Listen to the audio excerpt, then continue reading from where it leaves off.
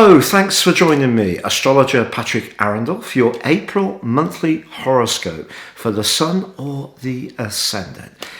If you've yet to subscribe to our channel, we'd be delighted if you did so now. Please click or tap on the bell notification symbol. If you've got some big things going on in your life and you'd like some expert guidance, why not check out my one-to-one testimonials by seeing the link below. It's one of the most enriching parts of my work, working in this way. If you'd like to ascend above your zodiac sign in an affordable way and find out more about what really makes you tick, please check out my personal horoscope reports. There's a special offer on a year's forecast and also a character analysis, 30% off. Please see the link below. Hello Aquarius, and welcome to your April monthly forecast. This month begins with the Sun and the sultry influence of Venus in your sector of everyday communications. This is how we express ideas, but it's also how we write things. The third house is quite fast moving. It's redolent of the energies of Gemini, so very bubbly and very flexible. And the Sun being in this location can also see you wanting to be a bit more physically active as well, especially if you've been affected by the lockdown and have had to spend a lot of time at home in your particular locality. Now, Mars, the planet of drive, passion, instant gratification, is in a glorious part of your scope through to the 22nd. And Mars forges a fabulous angle to Venus in the first 10 days of this month. Now, clearly, these two are the planets of love and affection. And when they're well aligned like this, it gives you a superb balance between the more assertive go-getting energies of Mars and the more attracting and alluring energies of Venus. So your words can have a particular impact at the start of this month, and someone can be quite smitten by the way you express yourself. But even in a professional situation, from the 4th, Mercury, the planet that governs the sign of Gemini, also moves into this third house. And that's going to see something that's been sort of working its way towards a conclusion, but not quite going at the speed you want. Suddenly, whoosh, it can go forwards. And I think it could be to do with a contract. It could be to do with the way that you articulate your ideas. If you are very much a team player, or you work in technology, a digital environment in some way, or you work in the news environment, then this is a great opportunity to shine. But it is true that Mars, despite being in this glorious location for you, is going to be tested by the more enervating vibe of Neptune from the 4th through to the 14th. And this can be just at the time when you're thinking about a major expenditure. And all I would say to you is, I wouldn't not go for it if you really want to treat yourself to something, but just be really clear about what the terms and conditions are, because Neptune and Mars in a right angle can be very tricky. And it's not that you're necessarily going to be saying something that takes shortcuts or is a bit naughty, inverted commas.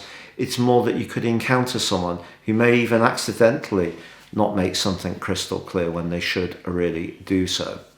Now, on the 12th, there is a new moon. And a third house new moon is brilliant for Aquarius people because it's giving you the fire of Aries to go forth with your ideas, which the third house reflects. The third house is also to do with neighbours and also siblings. And this could be a time to re-energise those relationships.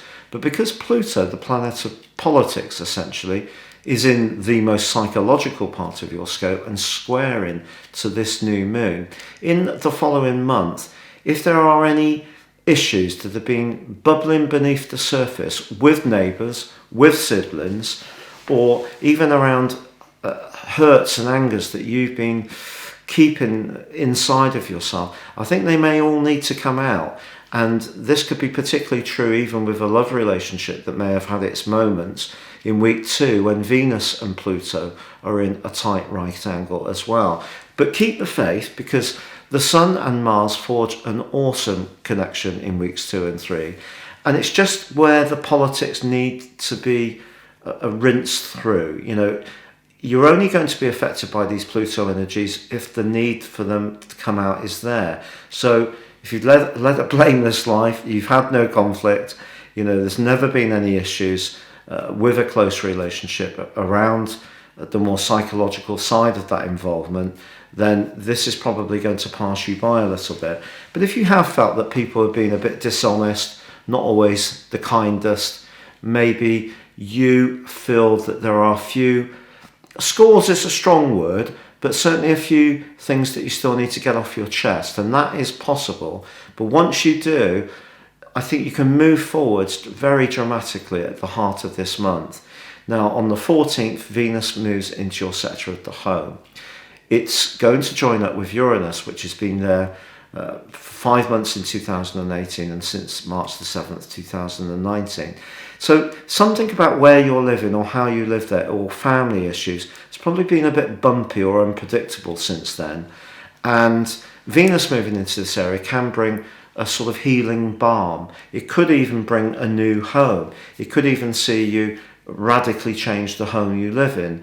This could be decoratively, it could be by doing something lovely with the garden, like adding a water feature. It may be that you're going to buy some furnishings which give you a greater sense of feeling very comfortable and cozy in your environment.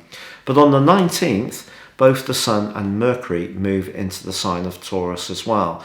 So this forges a square with the Sun in Aquarius. So if you're early born in Aquarius, like I am, I'm the 21st of January. So I think the first 5 or 6 degrees of Aquarius. So you're talking about from maybe the 20th of January, because some people can be born on the 20th, some can be born in rare times on the 19th of January and be Aquarius. So from about the 19th through to about the 26th of January, I think you may feel these energies quite keenly, almost straight away. And it may mean that some big change happens around where you live. Could be moving in with someone you've been seeing for some while. Could be emerging from lockdown and sort of feeling, oh, wow, what does this mean?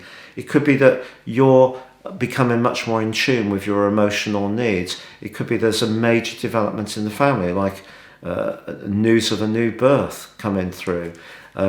Something physical or emotional about security can change as the last 10 days of this month evolves, but it could happen quite suddenly due to the energies of Uranus.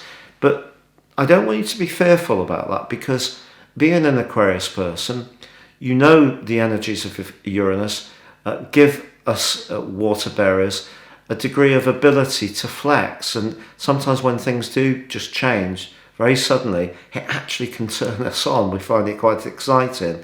And there's another part of our nature that really wants it to be as cozy as an old pair of slippers. So there's a bit of a duality there, but try to embrace that side of you that likes shaking things up, reforming things, whether you're decluttering, whether you're downsizing, upsizing, extending, whatever you're doing, embrace it, because it's going to be a thrilling experience. The 23rd also sees Mars, the planet of passion, move into the practical 6th house. So for the following 6 weeks, you're going to be able to work very hard indeed. You're going to have a lot more vitality, and that's something to really enjoy. There is a full moon on the 27th, and balancing what you have to do with all that home, emotional and family stuff against what you need to do for your work may prove a bit of a test at the end of this month and the first 2 weeks of May. But you can come through it. I think you've known for some while that Uranus is kind of making things a bit edgy. Perhaps you feel too confined where you live.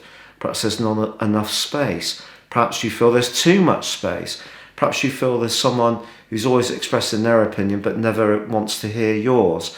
You can find yourself being more outspoken to get what you need around your emotions. And if you do that and achieve that, you're going to be embracing these energies magnificently. And the energies at the start of the month, the first 2/3, are about you really refining your ideas and preparing the way to embrace this emotional change that's coming. And it can be a big change, but it can be a very positive one, because it puts you in touch with the person you truly are at the heart of your being. Stay safe, take care, and goodbye.